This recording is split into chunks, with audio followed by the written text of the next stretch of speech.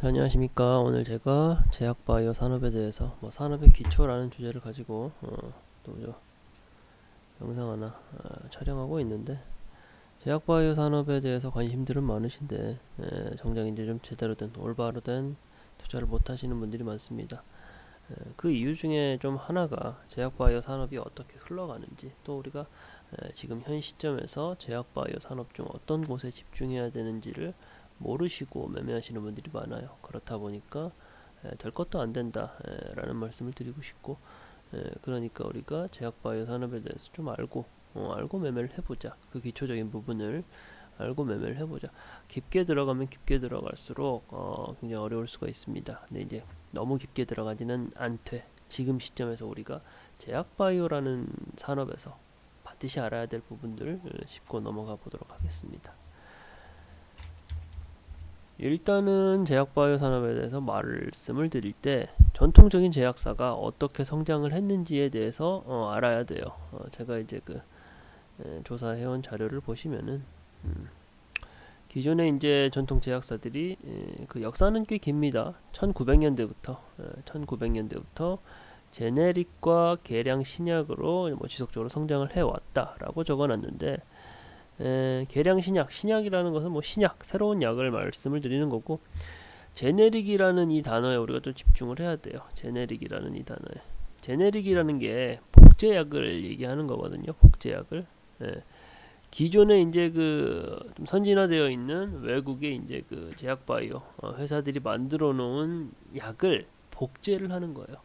복제를 해서 다시 유통하는 게 제네릭 복제약이었던데, 우리가 쉽게 1세대 전통 제약사라고 얘기할 수 있는 곳들에서는 이 복제약 제네릭을 통해 가지고 좀 영업세를 매출을 좀 증대하는 그런 역할을 해서 제약사가 성장을 거듭해 왔습니다. 전통적인 이제 제약사들의 매출은 내수 시장에 한정되어 있었다. 그러니까 직접적으로 신약을 개발할 역량은 안 되지만 이제 외국에서 개발해 놓은 그 약들을 복제해서 유통하면서 그렇게 이제 시장이 형성됐었던 거죠. 그렇게 이제 시장이 형성됐던 거고, 그러다 보니까 이제 이렇게 복제약 만들고 해외 의약품 수입해서 판매하는 영업 활동을 했다라는 거죠.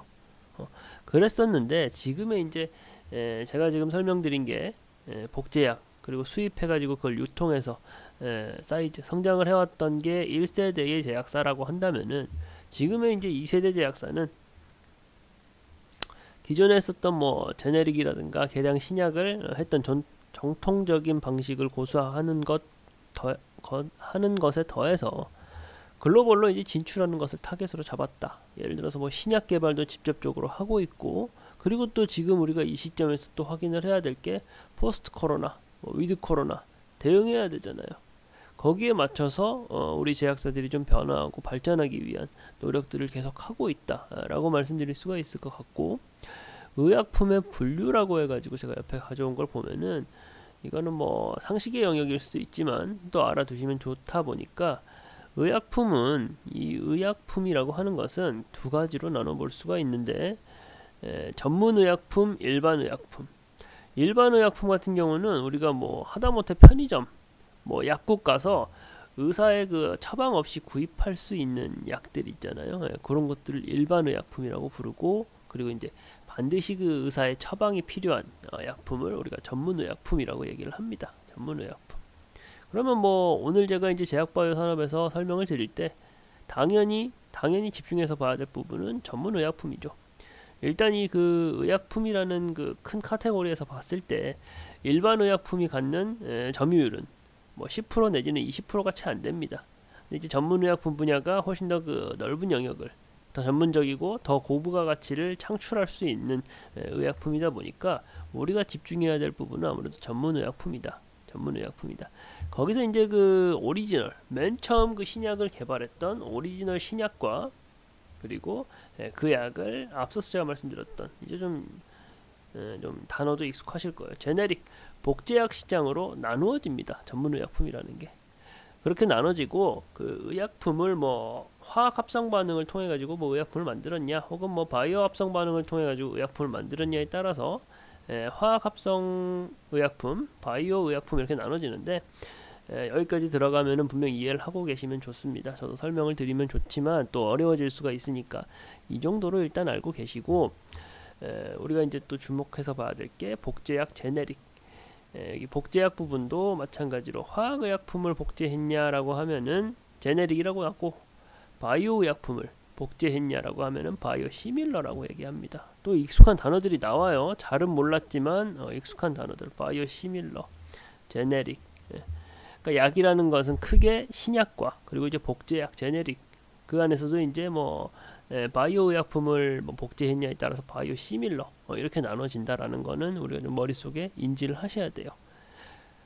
다시 한번 제가 정리를 하자면은 전통적인 제약사들은 뭐 제네릭 복제약과 그리고 이제 외국의 신약을 수입해서 유통하는 형식으로 시장을 형성해 왔다라고 한다면은, 지금의 이제 2세대 현 시점에서의 제약사들은 기존의 그 정통적인 방식을 고수하는 것은 물론이고 글로벌로의 진출, 우리가 이제 직접 신약을 개발한다라던가 혹은 이제 제네릭이라든가 뭐 제네릭 뭐 바이오 시밀러 같은 거를 좀 규모의 경쟁을 이루어가지고 뭐 CDMO 생산 구축 기지를 설비해서 가지고 거기서 또 매출을 발생시키려는 노력들이 있거든요. 그런 부분들 제가 뒤에서 좀 더 자세히 설명을 드리긴 할 텐데, 일단은 간단하게 이 정도는 우리가 머릿속에 좀 담아 두셔야 될 것 같아요. 머릿속에 담아 두셔야 될 것 같고, 그리고 이제 우리가 이제 신약 제약 바이오 산업은 거기서 가장 중요한 것은 약입니다. 약. 자동차 산업에서 가장 중요한 건 자동차고, 반도체 산업에서 가장 중요한 것은 반도체겠죠. 마찬가지로 제약 바이오 산업에서 그럼 이 산업의 근간이 되는 가장 중요한 핵과 같은 역할을 하는 게 신약 개발, 약을 어떻게 개발하냐인데, 약이라는 것, 신약이라는 것은 기존의 그 약으로는 치료할 수 없거나 치료가 좀 미미했던 질병을 치료할 수 있게, 뭐 혹은 조금 더 치료에 도움이 되는 약을 말하는데, 사전적으로 풀어놓은 거죠. 말 그대로 새로운 종류의 약, 신약. 우리가 아직 의학 기술이 발달돼 가지고 뭐 개척할 수 없는 병들이 많지는 않습니다. 그러니까 대부분의 병들은 우리가 뭐 다 병원 가면 치료가 가능하죠. 그렇긴 하지만 아직도 뭐 암이라든가 뭐 뇌신경계에 관련된 뭐 질병들, 그리고 뭐 이번 코로나 사태 같은 경우도 뭐 예기치 않은 뭐 질병의 그 도래로 인해 가지고 아직 우리가 정복하지 못한 약들이, 그러니까 질병들이 있다 보니까 그런 부분에 대해서 어떻게 제약바이오 회사가 어떻게 연구 개발해서 그것을 이제 극복하기 위한 신약이라든가 만드는 뭐 그런 일련의 과정들을 말하는 건데, 그렇다고 하면은 우리가 그 신약이라는 것은 어떤 과정을 통해 가지고 만들어지는지를 또 알으셔야 될 것 같아요. 일단은 여기 제가 적어놓은 부분들 보시면 다 되는데, 이제 가장 맨 처음에는 신약 후보 물질이라 그래가지고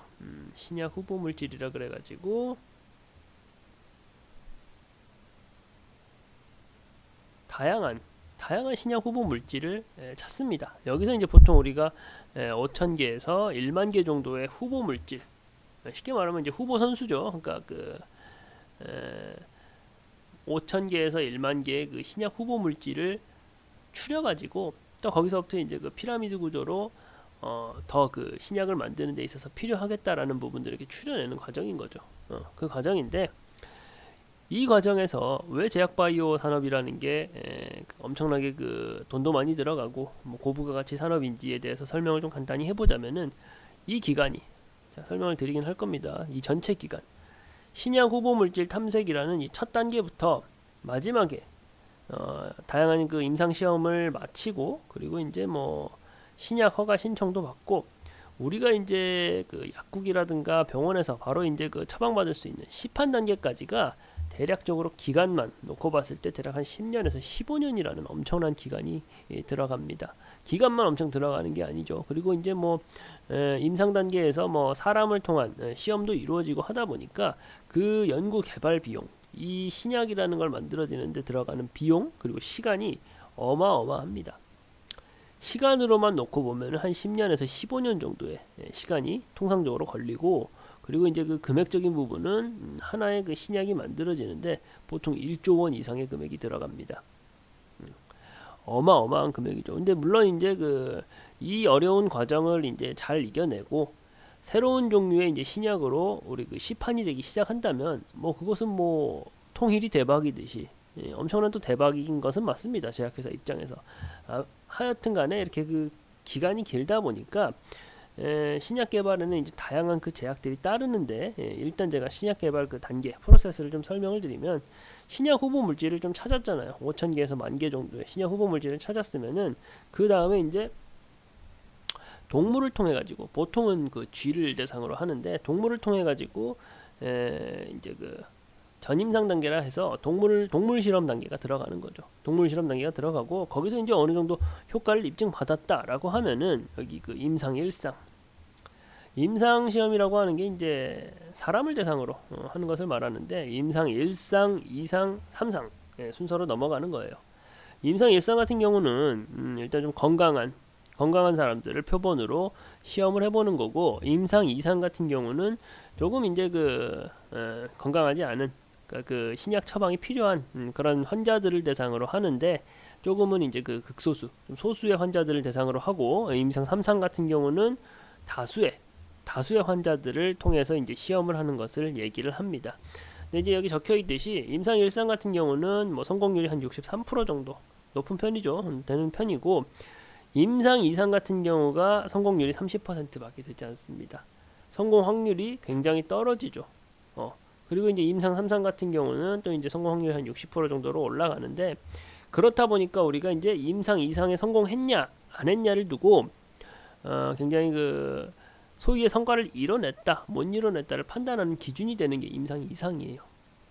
임상 1상 성공했다고 막 좋아하고 기사 나오고 하지만 그 부분도 분명 우리가 이제 체크해두고 좀 괄목해서 봐야 되는 부분은 맞지만 임상 2상을 통과했느냐 그게 또 굉장히 중요한 부분이다 보니까 우리가 또 체크를 해야 돼요. 임상 2상에 성공했다고 그렇다면은 시판할 수 있는 확률이 조금 더 많이 높아졌다라고 우리가 해석하면 되는 거죠.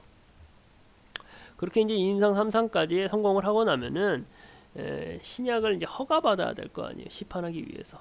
거기에 이제 우리나라 같은 경우는 식약처, 대한민국 같은 경우는 식약처에서 이를 관리하고 미국은 FDA 많이 들어보셨을 거예요. 미국은 FDA, 유럽 같은 경우는 유럽의약품청이라 그래가지고 EMA라고 있습니다. 각 국가라든가 이제 각 국가에서 이제 그 유통을 하기, 뭐 우리나라에서 유통하기 위해서는 식약처의 승인을 받아야 되는 거고 인허가를 받아야 되는 거고 미국에서 유통을 하려면은 뭐 FDA, 유럽에서는 EMA의 승인을 받아야 되는 겁니다. 그러니까 당연한 거겠지만 일반적으로 이제 그 미국의 이제 FDA에서 승인을 받았다 하는 게 가장 좋아요. 가장 그 기준도 까다롭고 미국의 이제 FDA에서 승인을 받았다라는 게 훨씬 더 그 시장 파일을 넓게 가져갈 수 있는 거라 가장 좋고 그 다음이 EMA 유럽이죠. 대표적으로 우리 그 셀트리온이라는 기업이 미국 FDA보다는 이제 유럽 쪽에서 기준이 아무래도 조금 더 뭐라고 해야 될까요? 좀 덜 깐깐하다.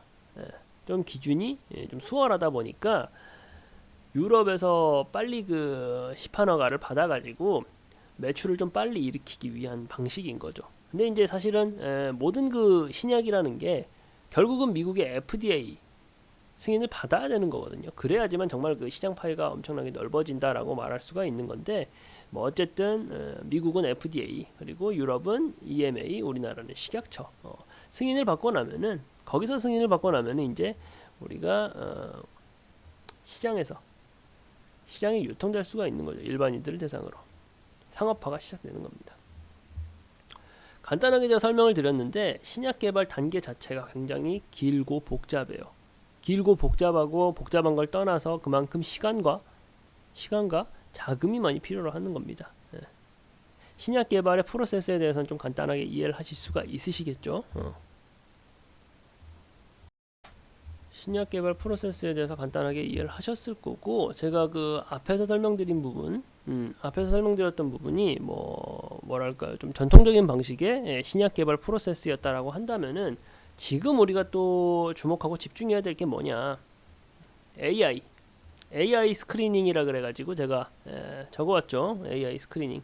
그러니까 인공지능, 사실은 그 요즘은 AI라는 게 뭐 여러 산업 곳곳에 사용되고 있지만 뭐 그만큼 혁신적인 기술이고, 그렇다 보니까 이제 4차 산업에서 혁신적으로 우리가 봐야 되고 뭐 주목해서 봐야 될 게 AI 인공지능이다라고 얘기를 하는 건데, 여기 그 제약바이오 산업도 신약 개발 부분도 마찬가지입니다.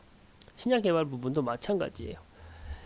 앞에서 제가 그 전임상 단계라고 얘기했던, 여기 이렇게 전임상, 그러니까 임상 1단계, 2단계, 3단계, 사람을 대상으로 한 임상시험이 일어나기 전까지의 단계를 전임상 단계라고 우리가 얘기를 하는데, 그 과정에서 앞서서 설명드렸다시피 신약 후보 물질 5,000개에서 10,000개 정도, 정말 여러 개의 신약 후보 물질을 통해 가지고 다양한 그 전임상 시험 단계를 거치는 거잖아요. 그 과정을 지금은 이제 그 AI 인공지능이라는 인공지능 신약 개발이라는 프로세스가 들어가면서, 여기에서 들어가는 시간이라든가 자금을 대폭 압축을 시켰습니다.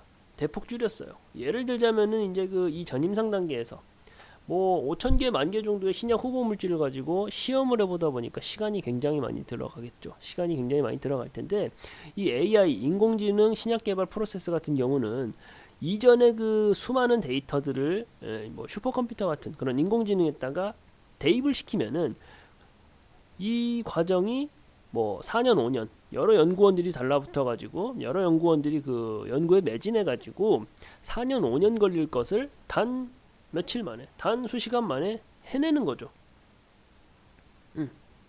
그러니까 자연스럽게 신약 개발 프로세스가 굉장히 단축이 되는 겁니다. 그렇겠죠.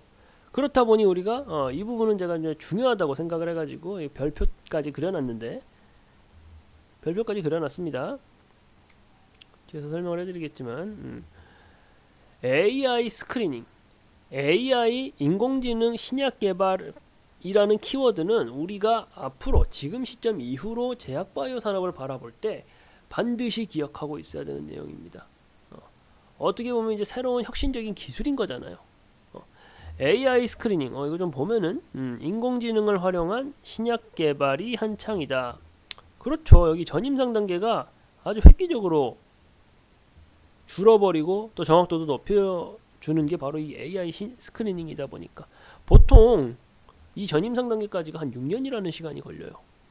제가 아까 4년에서 5년이라 말씀을 드렸는데 뭐 한 6년의 시간을 단 며칠로, 단 수시간 만에 해결해 버리는 겁니다.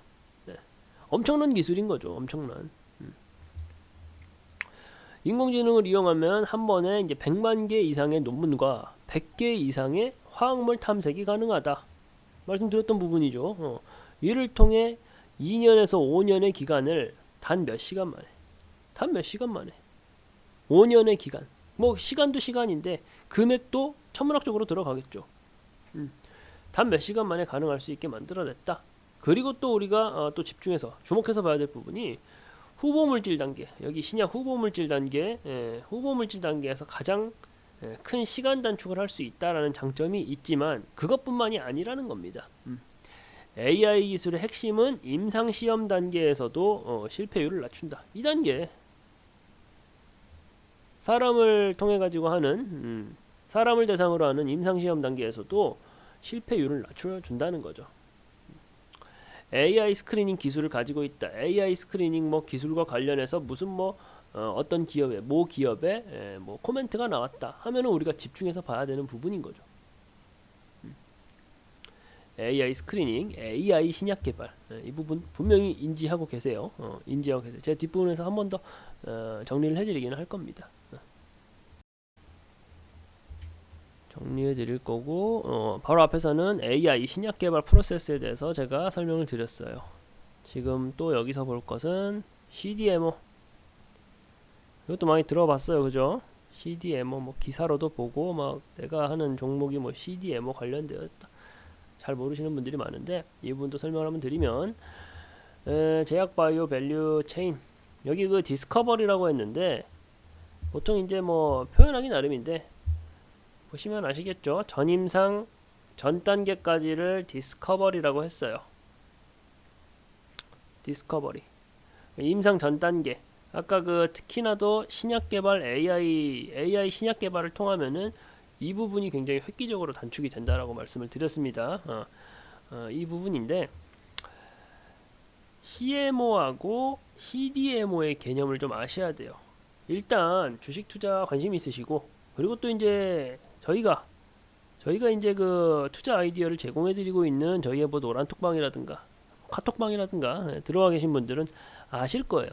특히나 반도체는 몇 번을 강조해도 부족한 게 없는 곳이다 보니까 뭐 제가 혹은 뭐 다른 뭐 연구원분들이 설명을 잘 해드렸을 겁니다. 예. 그래서 다들 아실 텐데 우리가 뭐 파운드리라는 거 알고 계시잖아요. 우리 삼성전자가 맹렬하게 추격을 하고 있고 대만의 TSMC가 지금 뭐 굳건한 1등 자리를 지키고 있는데 파운드리라는 게 뭐죠? 생산을 해주는 거잖아요. 생산을 대신해주는 뭐 팩토리, 예. 대규모 팩토리 단지를 파운드리라고 얘기하잖아요. 여기 제약바이오 산업도 마찬가지입니다. CMO, CDMO 제가 이제 뭐 더 큰 개념으로 CDMO라고 얘기했는데 위탁 개발 및 생산. 여기 CMO는 위탁 생산이에요. 단순히 생산만 하는 거. 여기 CDO 수탁 개발이에요. 단순히 개발만 하는 거. 근데 이제 우리나라가 지금 추구하고 글로벌 이제 넘버원 자리를 넘보고 있는 것은 이 두 가지 개념을 합친 CDMO 위탁 개발 및 생산이죠. 앞서서 말씀드렸다시피 그 이제 임상 단계를 신약을 개발한다라는 그 프로세스가 굉장히 길고 굉장히 많은 비용을 차지합니다. 그렇다 보니까 반도체처럼 뭐 팹리스 회사가 있고 파운드리 회사가 있듯이 반도체처럼 조금 그 전문 분야를 좀 나눠 놓았어요. 부담되니까 신약 개발하는 그 프로세스만은 해도 부담되는데 또 대규모의 공장 단지를 그 증설할 수 있는 그 여건을 갖추기가 너무 어렵다 보니까 제약바이오 산업도 마찬가지로 반도체와 마찬가지로 나눠져 있다라고 생각하시면 되시는데 CDMO 위탁 개발 및 생산 2단계 그러니까 이제 그 거의 초기 단계부터 생산 단계 대부분을 포괄하는 개념이죠. 근데 이제 아무래도 우리나라 제약사 같은 경우가 외국의 이제 뭐 굴지의 제약사들보다는 뭐 역사도 짧고 그리고 자금력도 좀 부족하다 보니까 CDMO 시장에서 오히려 뭐 글로벌 1등 선두주자가 되기 위한 그 역할들을 많이 하려고 노력을 많이 하고 있는데 그 예로 싱가포르가 사실은 아주 잘했거든요. 아주 잘해가지고 싱가포르 뭐 바이오 허브가 굉장히 크게 구축이 되어 있는데 이것을 따라가겠다. 우리도 성공 사례를 벤치마킹 하겠다라고 해서 만들고 있는 게 지금 송도의 바이오 허브죠. 송도 바이오 클러스터를 꽤나 크게 만들고 있습니다. 거기에 그러면 뭐 어떤 기업들이 참여하냐? 글로벌 빅3죠. 삼성바이오로직스 들어갑니다. 셀트리온도 그룹 크죠. 셀트리온 들어갑니다. 그리고 SK바이오사이언스 글로벌 탑3 다 들어가 있습니다. 글로벌 탑3 다 들어가 있고 말 그대로 이제 CDMO 같은 경우는 의약품 그 신약을 위탁 개발하고 생산하는 일련의 과정들을 한다라고 했잖아요. 그렇다 보니까 굉장히 그 공장 자체가 얼마나 그 부지가 큰지 규모의 경제가 정말 중요한 게 또 CDMO입니다. 그렇다 보니까 삼성바이오로직스는 이번에 이제 뭐 4공장 거의 뭐 완공이 됐다라고 하죠. 그리고 이제 뭐 6공장, 7공장까지 지금 이제 부지도 매입해놓고 그렇게 이제 계속적으로 늘려나가고 있는 증설의 의지를 밝히고 있어요. 바이오 산업이 삼성에서 미래의 삼성의 먹거리다, 미래의 우리나라의 먹거리다라고 말할 정도로 굉장히 그 큰 산업이고 미래 전망이 밝은 산업이 바이오 산업이잖아요. 거기서 이제 CDMO, 그러니까 대만의 그 TSMC가 반도체 산업에 있어서는 결코 빼놓을 수 없는 기업이 되었잖아요. 전 세계적으로. 우리가 지금 이제 그 자리를 특히 제약바이오 산업에서는 차지를 해보겠다라는 비전을 가지고 있는 거죠. 가지고 송도 바이오 허브 클러스터가 만들어지고 있는 거고. CDMO라는 개념 입이 닳도록 들어보셨을 거고 나는 이거 아예 생소하다라고 하시는 분 아무도 없을 거예요. 근데 이제 이 개념에 대해서 좀 모르시는 분들은 많으시죠. 이제 아시겠죠? CDMO 중요합니다. 제가 뒤에서 한 번 더 정리해 드릴 거예요. CDMO의 개념 반드시 우리가 머릿속에 집어넣어야 한다. 넣어놔야 한다. CDMO 관련해서 이제 머릿속에 넣어 놓아야 한다라는 거고, 지금 이제 간단하게 좀 정리를 한번 하면은 제가 앞에서 특히 강조해 드렸던 거, 전통적인 뭐 제약사의 뭐 영업 방식이라든가 신약 개발 프로세스 이런 부분보다도 정말 제가 강조해 드렸던 것은 지금 시점에서 AI 신약 개발 분명히 알아야 된다. 인공지능 AI 신약 개발 분명히 머릿속에 넣어 놓으셔야 된다라고 말씀을 드렸고, 지금 말씀드린 CDMO 위탁 개발 생산, 반도체로 따지면 파운드리 같은 거라고 했습니다. 여기서 우리가 초격차를 벌리면서 송도 바이오 클러스터에서 좀 크게 공장을 증축하고 증설하고 글로벌 리더가 되기 위한 노력을 지속하고 있다라는 것까지 제가 말씀을 드리고 강조를 드렸습니다. 그러면 이제 그 우리 제약바이오 산업이 어떻게 지금까지 형성되어 왔는지, 흘러왔는지에 대해서 한번 좀 보면은, 제약바이오 산업이 원래부터 엄청나게 뜨겁지는 않았어요. 사실은 2015년도부터 해가지고 뭐 R&D, 그러니까 기술 개발이 엄청나게 열풍이 일어나고, 그리고 우리나라 제약사들이 해외 제약사들과 M&A, 그러니까 해외 제약사들과 뭐랄까 그 경제적인 협력을 많이 하면서 엄청난 그 매출 성장을 예고를 하면서 2015년도부터 엄청 뜨거웠거든요. 뭐 아주 오래된 건 아닙니다. 2015년도에 뭐 제약바이오 산업이다 하면은 다 날아갔어요. 지금 시점에서 좀 생각을 해보면 뭐 메타버스니 로봇이니 뭐 그런 게 붙으면, NFT라는 개념이 붙으면 모든 주식이 다 날아갔잖아요. 이때가 그랬어요. 2015년도가. 그래서 뭐 R&D 버블이라고도 적혀 있잖아요. 엄청나게 날아갔어요. 제약바이오 하면은 막 2배 튀기, 3배 튀기 그런 종목들이 무수히 많이 나왔었습니다. 그랬었는데 당연히 버블이죠. 큰 상승이 있으면 큰 하락은 당연히 따라오게 되어 있습니다. 2015년도부터 2016년도 초에 반짝했다가 또 잠시 수면 아래로 내려왔다가, 그래서 또 사람들 이제 투자자분들한테 또 익숙한 거예요. 이 단어가 바이오시밀러라는 열풍을 따라 가지고 또 17년도에 또 올라왔어요. 또 바짝 올라왔어요. 바이오시밀러, CMO, CDMO 그 개념과 동일하게 좀 생각을 하시면 되세요. CDMO하고 이때 또 한참 올라왔다가 또 뭐 지지부진하게 정체되는 모습 보여줬다가 2020년 3월 무슨 일이 있었죠? 지긋지긋하죠. 네, 지긋지긋합니다. 코로나19 사태가 이제 확산되기 시작하면서 뭐 코로나 백신 치료제 관련해 가지고 뭐 주가가 오버슈팅 엄청나게 또 올라갔습니다. 코로나19 시대를 맞이해 가지고 그렇게 올라왔다가 지금 이제 또 뭐 코로나 백신 관련해서 뭐 엄청난 성과를 낼 것이다라고 발표하고 우리에게 기대감을 줬었던 우리 기업들이 사실은 뭐 성적이 부진했죠. 기대에 많이 못 미쳤습니다. 그러다 보니까 주가는 다시 하락 조정 국면에 들어갔다. 그래서 지금 2022년도 초반 현재 시점에서 어떻냐, 그 하락폭이 굉장히 좀 과대하다라는 거죠. 다른 산업군들하고 비교해봐도 제약바이오 산업이 유독 더 많이 하락하는 모습 보여줬어요. 뭐 안타깝고 속상한 일이긴 하지만, 또 우리가 생각을 바꿔서 생각하면 가격적인 매력도가 지금 제약바이오 산업 굉장히 높아져 있는 상태이다. 그러다 보니 더더욱이나 제약바이오 산업에 대해서는 우리가 기초적인 부분, 기본적인 부분을 이해하고 있어야 된다라는 걸 제가 강조해드리고 싶은 겁니다. 제약바이오 산업이라는 것 자체가 뭐 어떤 산업이 있을까요? 지고 있는 사양 산업이 전혀 아닙니다.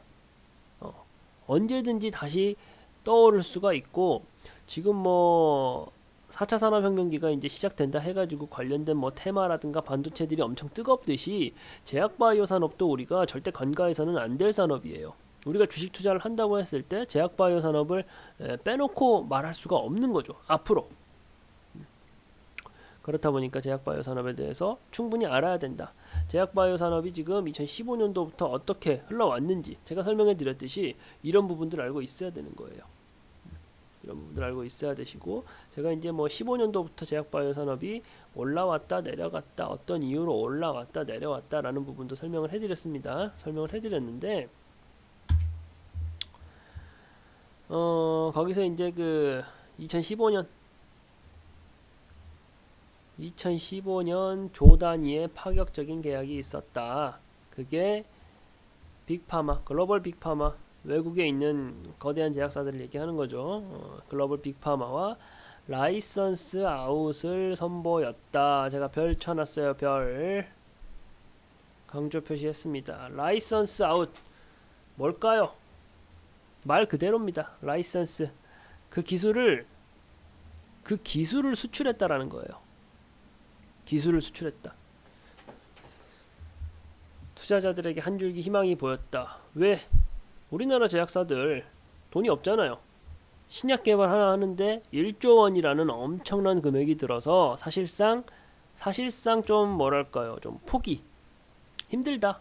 왜냐면은 우리나라 그 제약사들 중에서 조 단위 매출을 기록하고 있는, 현재 시점에서 조 단위 매출을 기록하고 있는 제약사가 10개가 채 되지 않습니다. 예. 무슨 제약이라는 그 이름으로, 사명으로 제약사들은 정말 많은데 거기서 1조 원 이상의 매출을, 1년 매출, 연매출 1조 원이 넘는 제약사가 10개가 채 되지 않아요. 신약 개발 하나 하는데 1조 원이라는 금액이 들어간다고 제가 말씀드렸잖아요. 그러니까 이제 말이 안 되는 거지. 말이 안 되는 건데, 이를 해결하기 위해서 여기에 대해서 희망이 되어줬던 게 글로벌 빅파마, 외국에 있는 엄청 큰 그 제약회사들이랑 우리나라가 그 기술 협약, 공동 개발을 하게 된 거죠. 그게 라이센스 아웃이에요. 라이센스 아웃 이렇게도 많이 보셨을 거예요. LO 라이센스 아웃, 공동 개발. 이게 이제 시작되면서 제가 아까 말씀드렸던 2015년도에 국내 제약바이오 기업들, 그리고 우리나라 주식시장에서 제약바이오 산업이 엄청나게, 거품이라고 할 정도로 엄청나게 상승세를 크게 가져갔던 내용입니다. 아무튼 이제 그 신약 개발이 되기까지의 시간과 매출이 찍히기까지 시간이 필요한데, 신약 개발에 라이센스 아웃이라는 내용이 도입되면서 대형 그 제약사의 한 해 전체 매출보다, 아까 말씀드렸죠, 전체 매출이 1조가 되는 기업이 몇 개 없어요. 대형 제약사의 한 해 전체 매출보다 높은 금액의 계약금을 안겨주었다. 그러니까 우리 그 주식시장에서 주목을 받을 수밖에 없었던 거죠. 이러한 기술 이전, 잠깐, 이러한 기술 이전을 통해 국내 바이오 업계는 매출이 나오는 회사들보다 신약 개발의 밝은 전망, 그리고 기술 수출 등으로 라이센스 아웃으로 한마디로 그 수익 창출이 가능해졌다라는 거죠. 근데 이제 이 라이센스 아웃에 대해서 또 설명을 할 때 마일스톤 전략이라는 것을 이해를 해야 됩니다. 이게 뭐냐? 우리가 이제 그 기술을 이게 이제 공동 개발이라 해가지고 글로벌 빅파마가 우리 제약사한테 일정한 그 돈을 주고 기술을 사는 거잖아요. 쉽게. 근데 이제 이 제약바이오, 이 신약 후보 물질 중에서 이게 앞서서 말씀드렸지만 5,000개에서 10,000개의 신약 후보 물질이 단계 거쳐서 시판까지 가는 건데, 제약바이오라는 것 자체가, 제약바이오 기술이라는 것 자체가 하루아침에 물거품이 될 수도 있어요. 그렇잖아요. 뭐 실패, 이거 뭐 안 돼, 시험을 거쳤더니 이게 생각만큼 효능이 없어, 그래 버리면은 그냥 그 기술은 끝나는 거예요. 그렇잖아요. 근데 이제 그것에 대해서, 그러면은 그 기술을 사가는 사람 입장에서도 리스크가 크잖아요. 사갔는데 안 되면은 그거 무슨 뭐 리스크가 너무 크다 보니까 그것을 해소하기 위해서 나온 게 마일스톤 전략이에요. 쉽게 말해서 이제 뭐 아까 제가 말씀드렸다시피 뭐 임상 1단계, 2단계, 3단계가 있다라고 했어요. 그 단계별로 얼마씩 돈을 주겠다. 그러니까 뭐 우리 아파트 그 신축 아파트 들어갈 때 최초에 계약금 내고 중간중간 이제 중도금 내고 마지막에 완공되면은 잔금 치르고 들어가듯이 비슷한 개념이라 이해하시면 돼요. 우리가 이제 너무 그 학술적으로 들어가는 것보다는 그 개념을 이해하면 되니까 그렇게 생각하시면 편하겠네. 계약금 넣고 중도금 임상 일상 뭐 성공리에 하면은 뭐 중도금 얼마 주는 지급받는 거고 임상 이상 되면은 얼마 또 지급받는 거고 그런 식으로 계약을 체결하는 게 마일스톤 전략인 거예요. 우리가 그 뉴스 기사 보시고 리포트 같은 거 보면은 나와요. 마일스톤이라고. 그냥 그 네이버에 검색만 해도 나올 겁니다. 근데 이제 어떤 개념인지에 대해서는 좀 알고 접근하면 좋은 거니까. 아무튼 여기서 우리가 집중해야 될 것은 라이센스 아웃. 라이센스 아웃. 공동 개발 이렇게도 불러요. 중요하다. 우리가 머릿속에 담아둬야 된다. 몇 개 안 돼요. 제가 좀 장황하게 설명을 하고 있지만 몇 개 안 됩니다. 제가 중요하다고 강조하고 있는 부분이 라이센스 아웃, 공동 개발 이해하자. 머릿속에 넣어놓자. 그리고 또 생각해야 될 거. 이거 지겨운 이거 코로나19 코로나19로 mRNA라는 게임 체인저 같은 새로운 방식의 제약 바이오 기술이 승인을 받았다. 우리 지금 다 백신 맞았잖아요. 백신을 맞았는데 그게 다 우리가 이 방식으로 백신을 다 맞은 겁니다. 메신저 RNA라 그래가지고 이 RNA가 유전 물질이거든요. 이 코로나 바이러스라는 것을 우리가 잡기 위해서 코로나 바이러스가 갑자기 나타났잖아요. 뭐 우한에서 나타났다. 뭐 그게 음모론이다. 말은 많지만 뭐 그거 그렇다 치더라도 코로나 바이러스라는 게 갑자기 나타났어요. 우리가 신약을 개발하는데 10년에서 15년 이상의 기간이 걸린다고 했어요.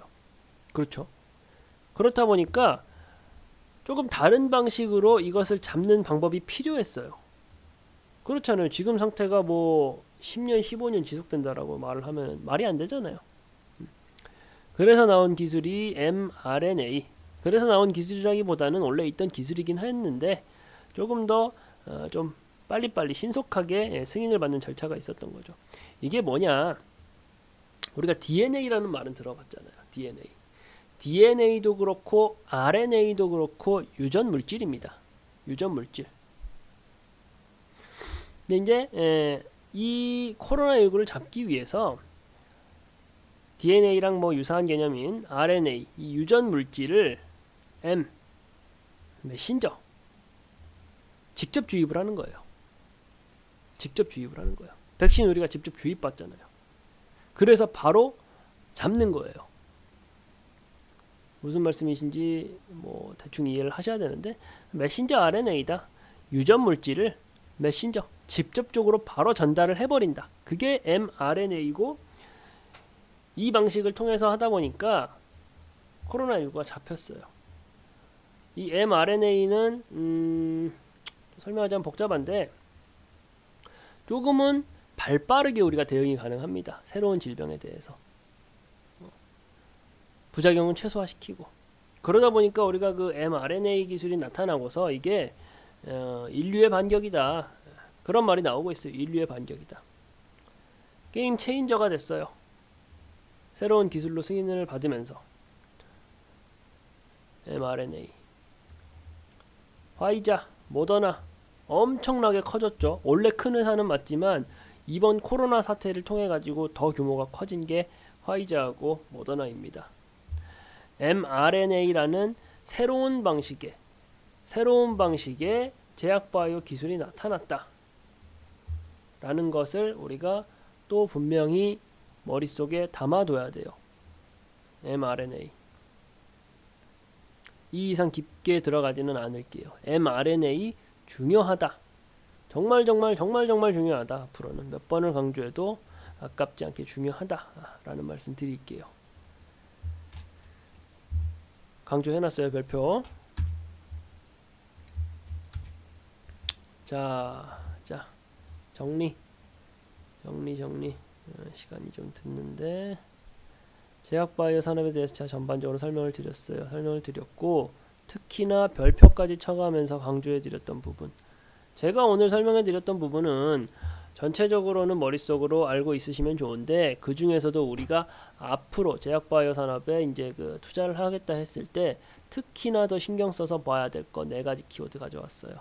AI 인공지능 신약 개발을 하면은 그 전체적인 그 신약 개발 과정이 대폭 줄어든다. 비용도 대폭 줄어든다. 라는 거 제가 강조를 해드렸었고 기억하셔야 됩니다. 그리고 CDMO 위탁 개발 및 생산, 반도체로 따지면 파운드리 같은 거라고 생각하시면 된다라고 말씀을 드렸어요. CDMO 기억해야 돼요. 그리고 이제 같이 제가 설명해 드렸던 게 송도 바이오 허브 클러스터, 삼성 바이오로직스, SK 셀트리온, SK 바이오사이언스 다 들어가 있다 했어요. 중요합니다. 계속 나올 거예요. 이 키워드가 우리가 제약바이오 산업에 관심을 가지면은. mRNA 방금 설명해 드렸죠. 게임 체인저가 되고 있는 신기술이다. 지금 우리가 맡고 있는 백신도 다 mRNA 기술이다. 지금 뭐 우리 삼성 바이오로직스 같은 경우가 mRNA 원료를 생산하겠다라는 비전도 발표를 했었습니다. 뭐 어쨌든 mRNA 알으셔야 되시고, 라이센스 아웃 이게 뭐라고 했죠? 공동 개발 기술을 수출하는 겁니다. 쉽게 말해서 우리가 해외 시장으로 거꾸로 진출을 하는 거예요. 이 4가지는 특히나 알고 계셔야 돼요. 제가 제약바이오 산업이라는 게 사실은 정말 어렵습니다. 정말 어려워요. 정말 학술적으로 많이 깊이 들어가야지 알 수 있는 부분이다 보니까 정말 어려운데 간단하게 이해하고 우리가 간단하게 머릿속에 주입할 수 있는 방식으로 제가 설명을 해드린 거니까 이 부분은 정말 제가 오늘 말씀드린 부분 정도는 머릿속에 넣어놓고 체크를 해두자. 이 정도는 알고 하자. 제약바이오 산업에 대해서 그렇게 정리를 해드린 거니까 한 번 들으셔가지고 좀 이해가 안 되신다 하면은 2번, 3번 들으셔도 돼요. 2번, 3번 들으시면서 반복 복습하셔도 되시고, 그 중에서도 다 알면 좋지만 다 머릿속에 넣어놓으면 좋지만 그 중에서 특히 여기 말씀드렸던 4가지 AI 신약 개발, CDMO, mRNA, 라이센스 아웃 특히 우리가 좀 신경 써서 보자 라는 말씀까지 정리를 해드리면서 오늘 그 제약바이오 산업에 대해서 알아보는 영상은 이렇게 마치도록 하겠습니다. 네.